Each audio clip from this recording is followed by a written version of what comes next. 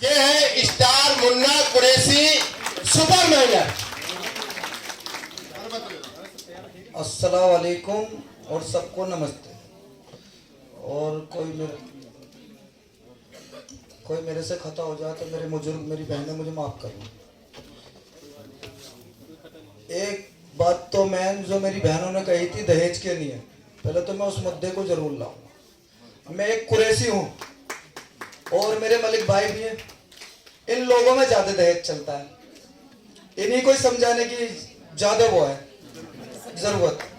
माफ़ी चाहता हूँ क्योंकि मैं अभी क्या हुआ, मेरी वाइफ का इंतकाल हो गया 2021 में कोरोना में।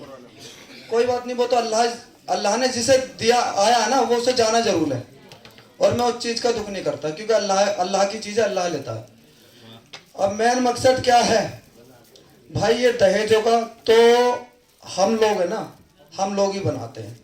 कल अभी मेरे घर पे रिश्ता लेके, अभी 4 दिन पहले और 1 महीने पहले भी लेके आए। बोलने लगे मुन्ना भाई आपके पास जमीन घर है? घर मैंने हाँ है ना, 8x10 का घर है मेरे पास। 8x10 का मेरे पास घर है जिसमें कमरा मेरे 3000 रुपये महीना में उसका किराया देता हूँ, वो है ना। और काटने वाला तो कब्र में भी सो जाता है और मेन घर तो मेरा कब्र है। मैंने तालीम नहीं ली क्योंकि मेरे फादर जो थे 1998 में चले गए थे और आप तो जानते ही हो औलाद के लिए माँ बाप मरते हैं सबसे ज़्यादा, और माँ बाप नहीं होंगे तो उसे क्या तालीम मिलेगी। और जितने भी मेरे बुजुर्ग हैं ये हमारे सरों पे हाथ रखते हैं तो हमें तालीम भी मिलती, चाहे चचा होते चाहे ताऊ होते कोई भी होता तालीम मिलती, मगर नहीं मिल पाई। मैं उसी के लिए मेरे मुंह से कोई ऐसी बात निकल जाए क्योंकि मैं इतना पढ़ा लिखा नहीं हूँ तो मुझे माफ़ करना। और दोबारा कह रहा हूँ, हाँ दहेज वहेज तो ये तो सब इन्होंने बेकार के जुमले बना रखे हैं। मैन तो औलाद के हाथों पे जीने चाहिए। जैसे अल्लाह ने हमें एक जरिया बनाया उन 41 भाइयों को बचाने का, अल्लाह ताला ने बनाया हमें उन 41 भाइयों का। मुझसे कहा गया उसमें हिंदू थे या मुसलमान थे मुझे नहीं पता कौन थे, मेरे हिंदुस्तानी भाई थे। मैं नहीं जानता उसमें हिंदू या मुसलमान थे, मेरे हिंदुस्तानी भाई थे। मैं उनके लिए गया, मुझे जिंदा मौत दिख रही थी। उसमें मेरे पीछे मेरे वकील हसन, मेरे जो दोस्त हैं मित्र पार्टनर भी हैं, वो भी मेरे साथ थे और मेरी पूरी टीम थी 12 लोगों की। उन्हें ये दिख रहा था ये जिंदा मौत है मगर फिर भी बचाना है। बच्चों का भी ख्याल आया मगर नहीं रुक पाए, भाई बचाना है तो बचाना है।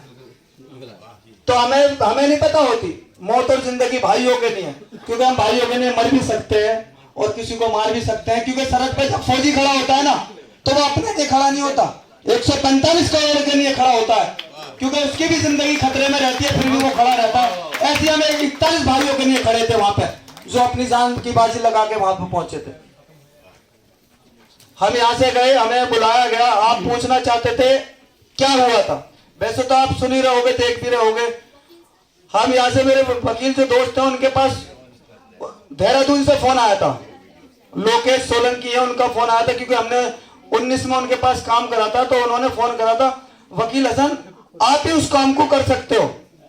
वकील भाई का मेरे पास फोन आया, भैया उस काम को निपटाना है, एक काम है। मैंने क्या काम है भाई? मैंने पैसे पूछ लो कितने रुपए देंगे, क्योंकि काम था वो। तो मुझसे इन्होंने बोली भाई वो ऐसा काम नहीं है 41 लोग फंसाने हैं। तो मैंने मत पूछो कुछ भी, फटाफट पूछो आना कब है, आना कब है। उन्होंने हमें बताया 22 तारीख की रात को 10 बजे मेरे पास इनका फोन, 10 बजे आया था 22 तारीख को 10 बजे इनका फोन आया मेरे पास। मैंने ठीक है हम चल देंगे, एक बार वीडियो मंगा लो। पता नहीं जब इतनी बड़ी बड़ी मशीनें फेल हो गई, हम तो एक इंसान है, मगर मेरे जहन में एक बात आई उन मशीनों को भी इंसान बनाता है ना।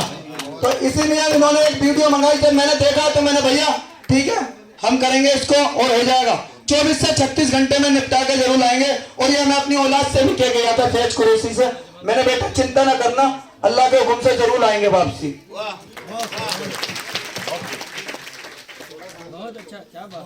जब हम वहां पे इन्होंने बता दिया तो हमने प्लान बनाया तो मुझे जुनून सा महसूस हो गया था। जैसे बोलते हैं ना, एक हमारे पास अल्लाह ताला ने हमें एक ईमान दिया है और मेन ईमान ही होता है जिसके दिल में ईमान है वो किसी से नहीं डरा करता, अल्लाह से डरता है और भगवान से डरता है। क्योंकि भगवान राम और रहीम अलग नहीं है, एक है। बाकी मानने को कोई कुछ भी मानता रहे, मुझे नहीं पता भाई, मैं तो अनपढ़ आदमी, क्या जानूं। मैं तो बस एक ही चीज जानता हूँ, अल्लाह से डरना और किसी ताकत से नहीं डरना, ठीक है। जब हम यहाँ से पहुंचे, भैया का फोन आया तो मैं पूरी रात 12 बजे भैया बोलने लगे, वहां से काम जो था पेंडिंग में डाल दिया, 2 घंटे के लिए। मैंने कोई बात नहीं, 12 बजे देखेंगे। हम इंतजार करते रहे, पूरी रात इंतजार करा, 23 तारीख की रात को पूरी रात इंतजार करता रहे, और बज के सुबह के 5 मैंने यार फोन नहीं आया, क्या हुआ। एक जुनून सा महसूस हो गया, भैया बोलने लगे कोई बात नहीं अभी नहीं आया, दोपहर में देखते हैं। मैं जाके सो गया, मेरी आंख खुली 3 बजे, मैंने फिर भैया से बोला, मैंने भैया क्या हुआ, फोन नहीं आया।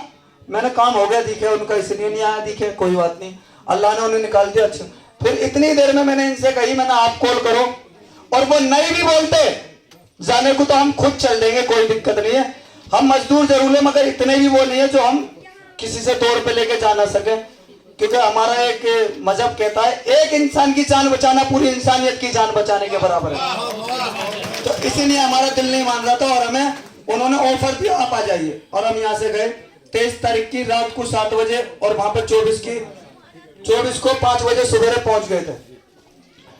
हम वहां पे गए, हमें तलब थी भाई, कैसा काम है जो सारी मशीनें फेल हो गई, इतनी बड़ी बहुत बड़ी तलब लग गई थी हमें, इतनी बड़ी मशीन, ओगर मशीन जो फेल नहीं होनी चाहिए वो फेल हो गई, जो कम से कम 10 किलोमीटर एरिया में वहां पे मशीनें खड़ी थी जो पालिंग बनाती हैं, वो भी सब फेल हो गई, हमारे सामने ऊपर जा रही थी। मैंने ये तो नुकसान भी दे सकती है, क्योंकि ऊपर से करना लेबर के खतरे से खाली नहीं।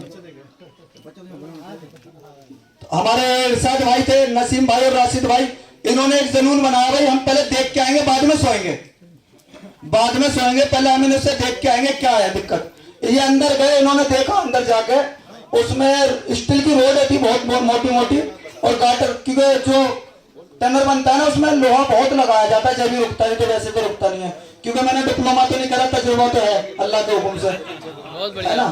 तो हम तजुर्बे में गए थे वहां पे, और अल्लाह के हुक्म था, नहीं तो इतना बड़े काम पे हमें कौन बुला रहा है, तो अल्लाह की तरफ से एक आया था जवाब।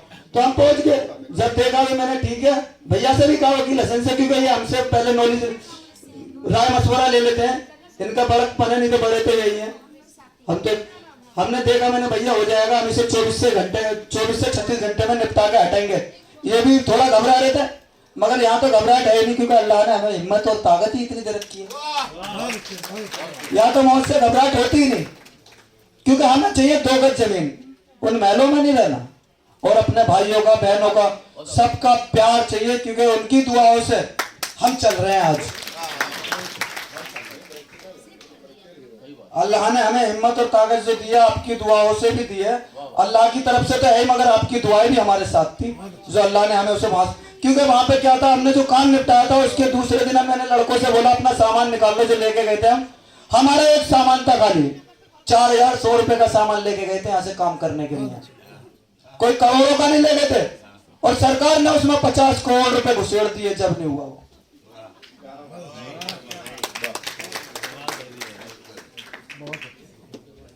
और ये हमारे भाई है, मैं नाम भूल जाता हूँ, रिजवान मंसूरी, इन्होंने बहुत सम्मान दिया और हमें बुलाया भी इस स्टेज पे, इन्होंने बुलाया है। मैं सबसे बहुत वो कहना चाहता हूँ अपने अल्फाज में। बस मेन बात बताइए कैसे हुआ था वो बताइए।